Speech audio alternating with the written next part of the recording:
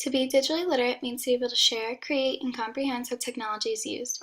Kelly brings up in his article that we are becoming screen literate.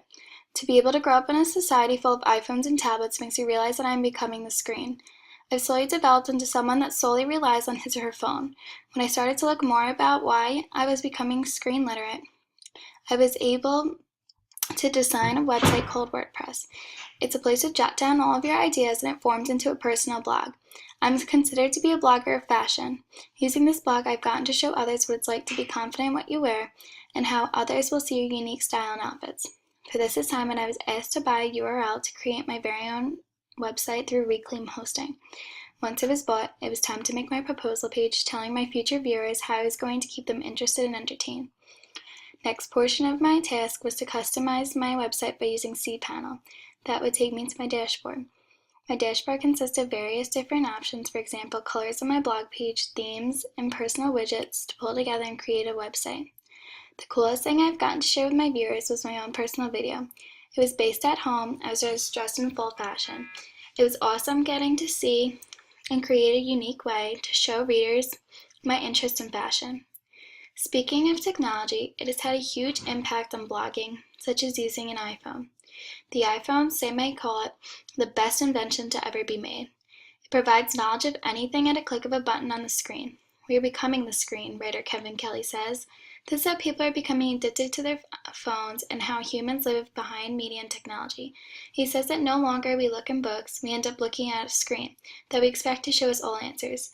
Kelly says that at our fingertips we create a landscape of images, can watch any medium, and communicate with others.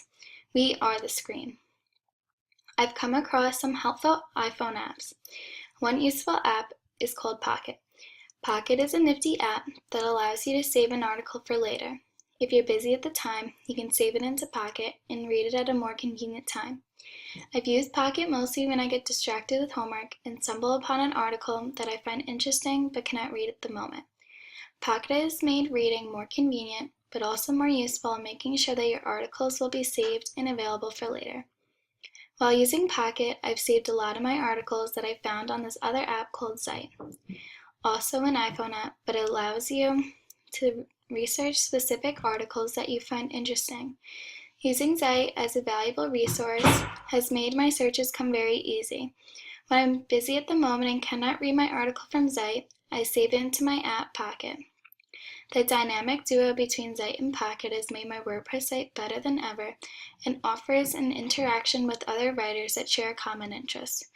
Another app to add into this duo is called Feedly. Feedly is very similar to Zite because they both offer a large amount of articles to read that you have taken interest in.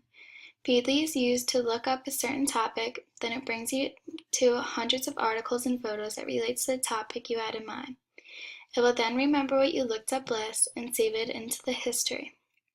The next time you open the app, a list of all the articles you last clicked on will show up again, but yet with the writer's newest articles. Comparing this app to Zite, if you're unable to read it at the time, you can save it into Pocket to read for later. The coolest app that I've stumbled upon has been IFTTT.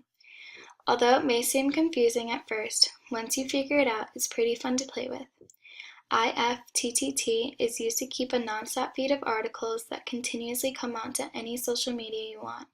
Using the method, if this then that, it creates this thing called a recipe, meaning that you've created a feed of articles to share to your viewers.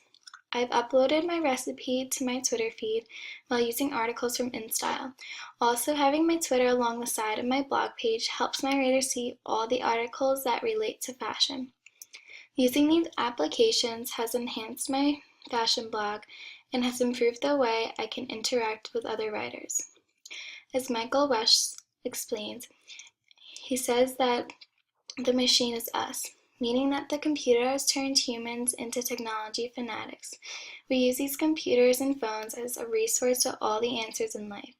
Communicating with others now means to be locked behind a screen while interacting with people, which demonstrates how flexible it is to change and control your words online or even someone else's.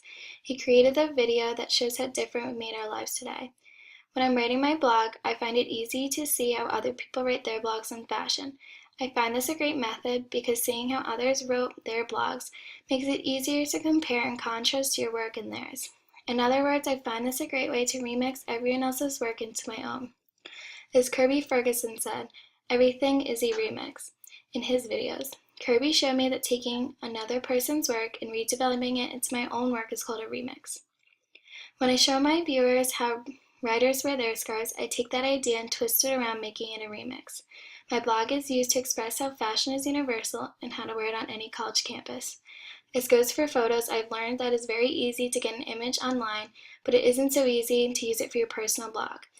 All photos have copyrights, and this means that you cannot use them as you please. You need to make sure you're using them legally and optimizing them so you're working for you and not against you. These words are from Amy Lynn Andrews that provided the perfect explanation on why you cannot use just anyone's photos off the internet. In order to use someone's photos from the internet, it's a must to try to use Flickr, but also include title, author, and license to the link. As I finished my first semester as a communications major, I realized how much I've actually learned throughout the course. I was taught to differentiate from a thick tweet from a thin tweet. I was introduced to the blogosphere and shown how to interact on social media. Although I may have thought I was digitally literate, I can assure you that I was far from it. The more technology updates, the more I will have to keep up with the modern world and learn how to continue to be digitally literate.